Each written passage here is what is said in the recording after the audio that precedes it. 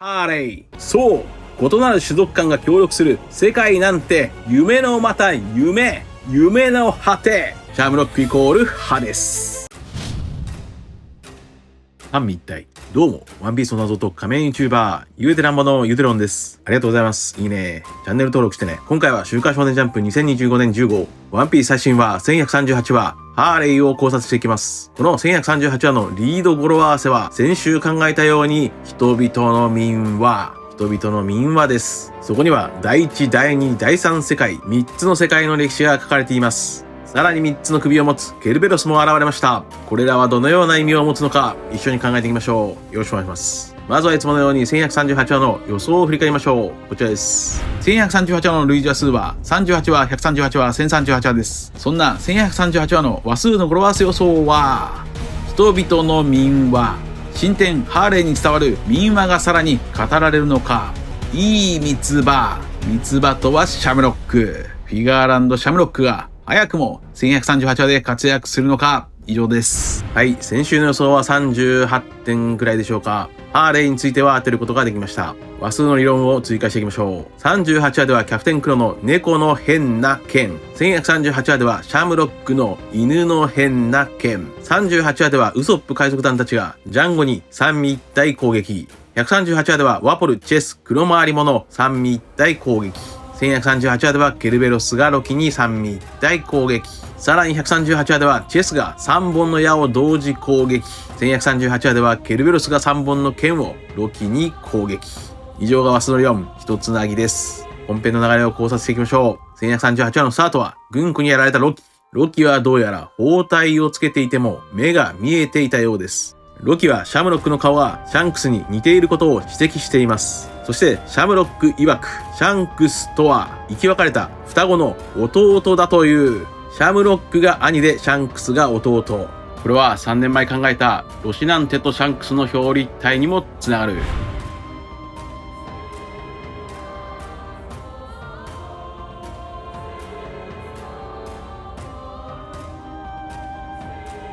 そんなシャンクスは一度聖地マリージョアに戻ったが、再び下界へ戻り海賊をやっているという。これが1138話の話数の語呂合わせ2つ目。人と人のミバ。人と人のミバ。ミバとは辞書にもある言葉で、人の外見や見た目のことです。ここでシャムロックは鞘から剣を抜くと、ケルベロスを発動。剣から現れたのは三つ首のケルベロス。さらにケルベロスの口からはそれぞれ刃が現れました。これが1138話の話数の語呂合わせ3つ目。ひどい三つ葉。ひどい三つ葉。ひどい三つ葉。シャムロックイコール三つ葉。シャムロックとはセントパトリキウスのシンボルであり、クローバーという意味ですが、このクローバーはキリスト教で三位一体を表すそうです。そのシャムロックの剣が三つ葉のケルベロス。三つ葉と三つ葉。そしてさらにクローバーのマークはケルベロスに見える。それが1138話の語呂合わせにもかかっている。さらにそのケルベロスの初登場がエルバフの冥界です。ギリシャ神話でケルベロスは冥界の番犬です。そんなケルベロスが仕えているのが冥界の王ハデスです。つまりシャムロックイコールハデス。いや、シャムロックイコール三つ葉。シャムロックイコールハデス。ハデス。シャムロックイコールハデス。ダジャレもバッチリ決まっています。ケルベロスについては長年多くの考察者たちが黒ひげの能力だろうと考えてきましたが、正解はシャムロックの剣の能力でした。ちなみに黒ひげの能力については僕はこちらの動画でベヒモスだろうと考えましたが、どうなんでしょうか。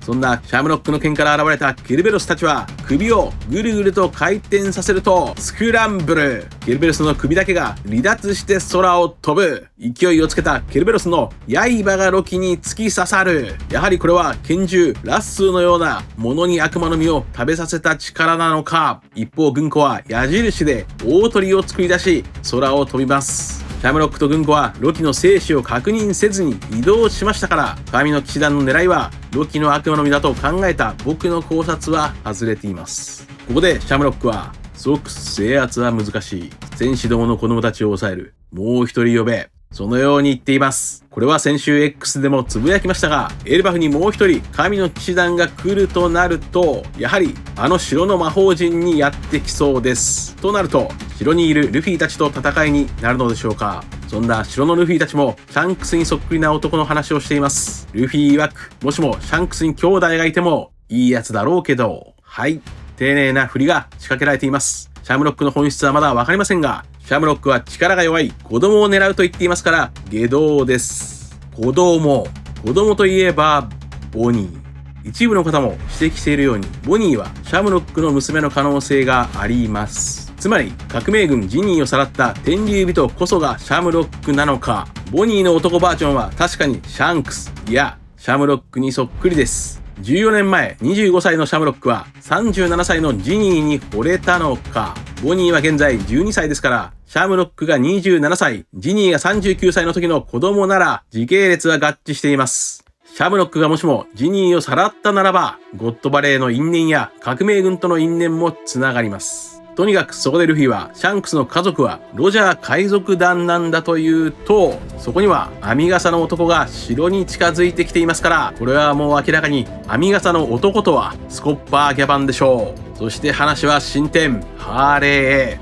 ロビンは図書館でハーレーを読み上げ、フランキーはそのハーレーに対応している王子アダムの樹皮に刻まれた落書きを見ています。その落書きは月の壁画とも似ている。やはりエルバフ編は月に繋がってきました。そして月や巨大な蛇、箱舟マクシムも描かれていますから、空島編ジャヤにも繋がっている。それこそが4ヶ月前、1127話の動画で考えた一つなぎ。一つなぎに刻まれた落書き、進展ハーレー。その落書きは意味は異なれど、ここまで14年間ワンピース考察してきた僕の集大成のような落書きです。これが先週考えた語呂合わせ人々の民話。そんな進展ハーレーの落書きを見ていきましょう。第一世界、地に炎あり、人は欲望に負け、禁断の太陽に触れた。まず、第一世界では高層ビルが描かれています。その高層ビルの下にはマザーフレームがある。マザーフレームとは、アトム。つまり、原子力エネルギーであり、さらに S108 の語呂合わせは、エステバン。太陽の子という意味を持つエステバンですから、第一世界で語られている禁断の太陽とは、マザーフレーム、原発のことだと考えます。つまりかつての世界、第一世界では我々の世界のような科学が発達した文明だった可能性があります。そんな第一世界の人々は地中からエネルギーを運んでいます。このエネルギーとはおそらくマザーフレーム、つまりは原子力エネルギーの元となる燃料、ウランでしょうか。人々はウラン燃料を地中から取り出しているのか。そんなウランの燃料以外の使い道を皆さんはご存知でしょうか。ウランは燃料以外にも美しい工芸品としても使われています。それがウランガラス。太陽の紫外線を浴びると緑色に輝くウランガラスはまさにエメラルドの都、大砲、ワンピース。エメラルドのように緑に輝くウランの都が地中にあったのか。その貴重な燃料、ウランを奪い合っていたのか。進展ハーレーに戻りましょう。霊人は願い、太陽の神は現れた。霊人とは奴隷のことです。つまり第一世界からすでに奴隷制度があったようです。死の神は怒り、豪縁の蛇と共に世界を死と闇で包んだ。彼らはもう会えないのだ。この文面からやはり古代兵器こと原子力の使い方を誤って核戦争が起きてしまったのか。人類は大地を破壊し大規模な地殻変動を起こしてしまったのか。そのように考えると壁画に描かれている箱舟マクシムみたいなものはもしかしたら本物のマクシムではなくそっくりな古代兵器かもしれません。つまりやはり核によって世界はかつて死と闇に包まれたのか。この時に現れた豪縁の蛇とは何でしょうか。実際にそのような蛇がいたのか。その可能性もゼロではありませんが、もしも地殻変動が起きて地形が変わったなら豪縁の蛇とはレッドラインの比喩でしょう。レッドラインはいろんな島の集合体ですから、太古の昔に地殻変動によって出来上がった可能性はあります。それは以前考えたように地殻変動によって火山が至るところで大噴火している世界。それこそが豪縁の蛇であり、大地が燃えているとドリーとブロギーの言う血に染まる蛇。それがレッドライン。そして壁画を左へと進めていくと、その地殻変動によって大洪水が起きたと予想もできます。なぜなら、箱舟ノアが描かれているからです。その箱舟ノアの横には、月の民が描かれています。箱舟ノアとは月の民が作ったものだろうと以前考えました。こちらです。昔々、神は堕落した人間たちにぶち切れて、洪水で一旦人間たちを滅ぼしてリセットしようと考えます。本当に世界に大洪水が起きて、ノアたち以外の生物が滅びました。箱舟マクシムに乗ったエネルは月へ到達し、そこで高度な文明の痕跡と謎の壁画を発見しています。それがこの壁画です。月の都市、その名もビルカ。資源不足で青色の星へ飛ぶ。このエピソードと壁画はまさにノアの箱舟です。そして月の壁画の緑の船のようなものに注目しましょう。この緑の船こそが魚人島の箱舟ノアだと考えます。故郷である空島ビルカを滅ぼしたエネルが箱舟マクシムで月へ行ったなら、月の民は箱舟ノアで月の都市ビルカから青色の星へ移住したという表裏一体です。壁画の緑の船のくるんと丸い船首を見てください。これは魚人島の箱舟ノアと同じ船首です。第一世界で起きた古代兵器による地殻変動により大洪水が世界を襲ったのか、この時月から移住してきた月の民たちが箱舟ノアを使って人間や動物たちを乗せて幾千もの命を救ったのでしょうか。続いては第二世界。虚無に息吹あり、森の神は魔を使わせた。虚無とは一度滅んだ世界のことでしょうか。その虚無な世界に新しい息吹が生まれた。息吹とは生命活動の象徴です。一度滅んだ世界に何かが生まれたと。それが森の神が使わせた魔。それはつまり悪魔の実か。悪魔の実とは以前このように考えました。こちらです。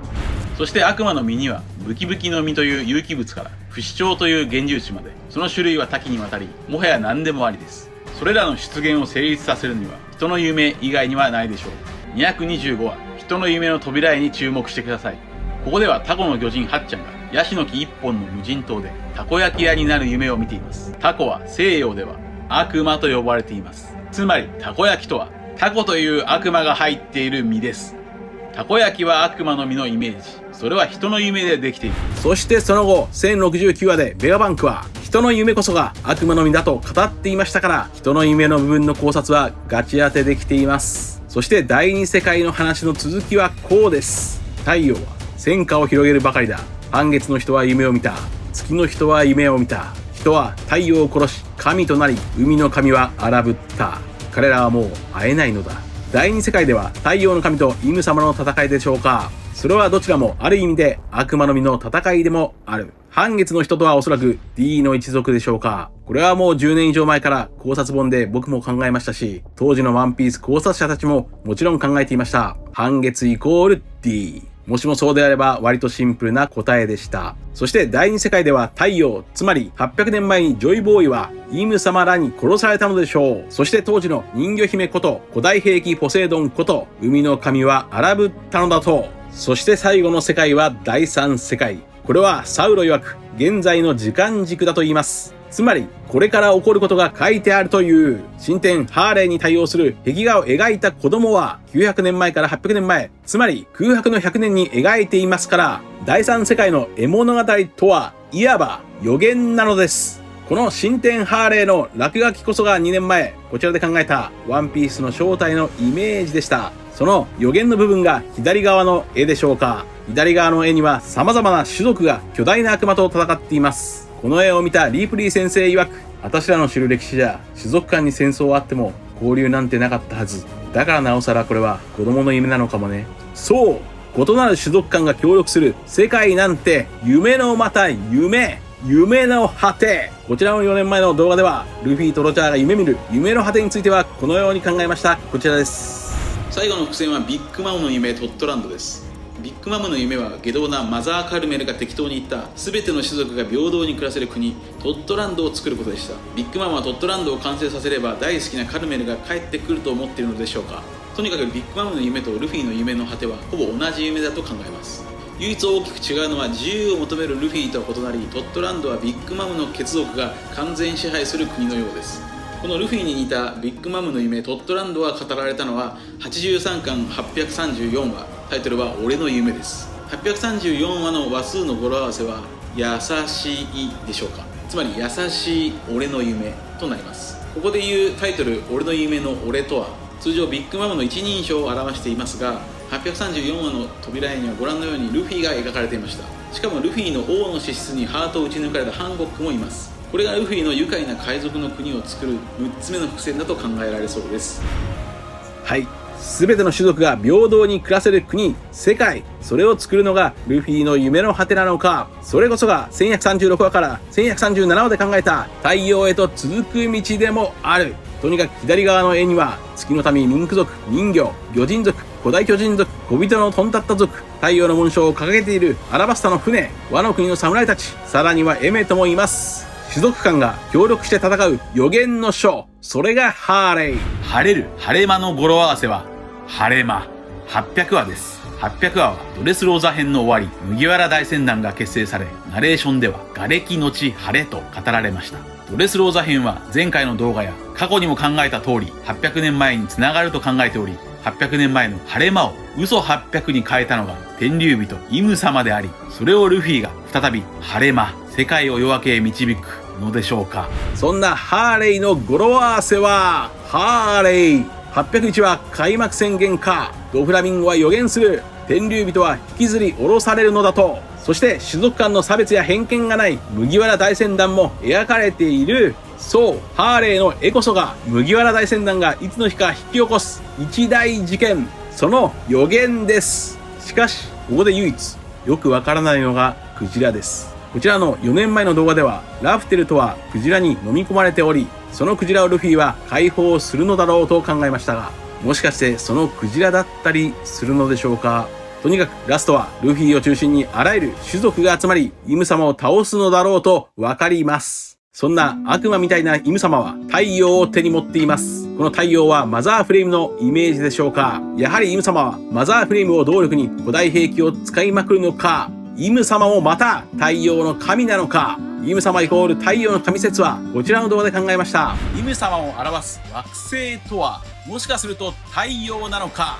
五老星たちのイメージは月火水木金土。すると残されているのは日曜日、つまり太陽。つまりイム様は太陽のイメージか。しかし太陽は太陽でも普通の太陽ではない。それは黒い太陽のイメージでしょうか。黒い太陽とは錬金術のシンボルであり、ナチスのイメージとしても使われています。さらに黒い太陽は悪魔崇拝のシンボルとしても使われている。そんな黒い太陽が知られるようになったのはドイツレベルスブルク城にあるこの部屋のシンボル。それは五老星たちがいつもいる部屋に似ている。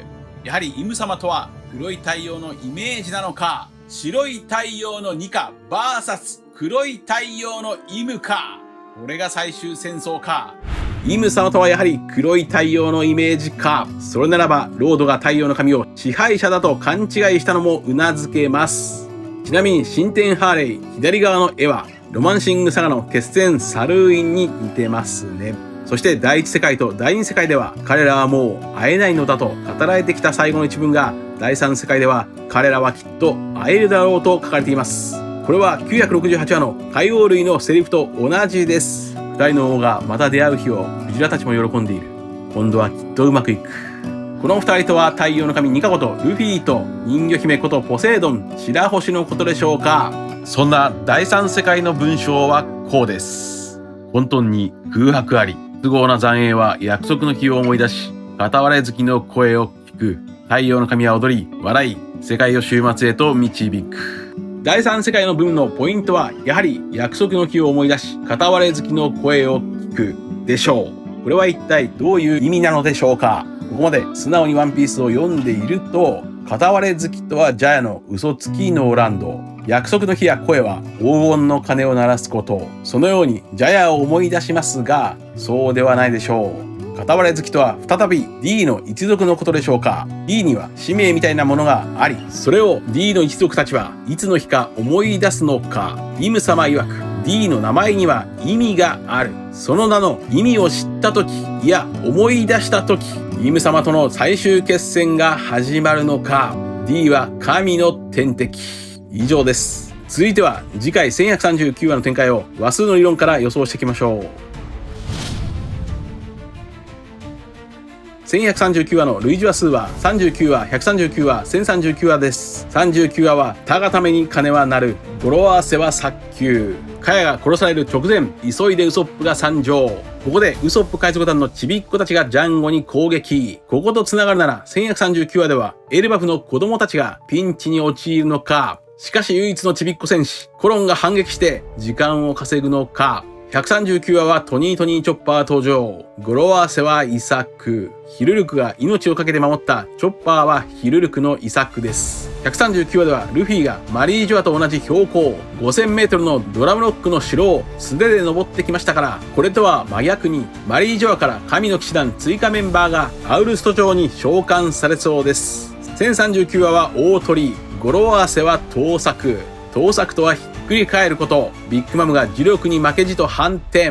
繰り返っています。しかしロードキッドは古い四皇の時代をひっくり返すという。1039話ではミザリーが召喚されていますから、1139話でも悪魔のようなキャラが召喚されそうです。また1039話のタイトルは大鳥。そして39話の扉絵は大鳥ですから、1139話で軍子が作った矢印の大鳥が学校までやってきそう。そんな1139話の話数の語呂合わせ予想は、人々早急。エルバフの子供たちがピンチとなり、人々が急いで駆けつけるのか、人々ザク。1139話の類似話数には、刃が刺さる音、ザクのイメージがあります。例えば39話のザク、139話のザク、1039話のザク。すると1139話でもザクッと誰かに刃が刺さりそうです。それはまたシャムロックのケルベロスなのか、それとも軍子の鋭利な矢印か。人員を割く。これはシャムロックに呼ばれた神の騎士団がいやいやエルバフに呼ばれて不機嫌になっているかもしれません。以上です。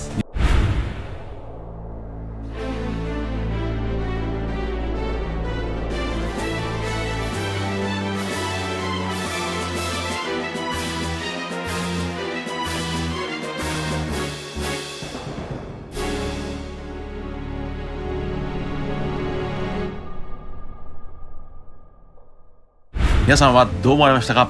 ご意見や考察してほしい謎があればコメント欄までよろしくお願いします。ありがとうございました。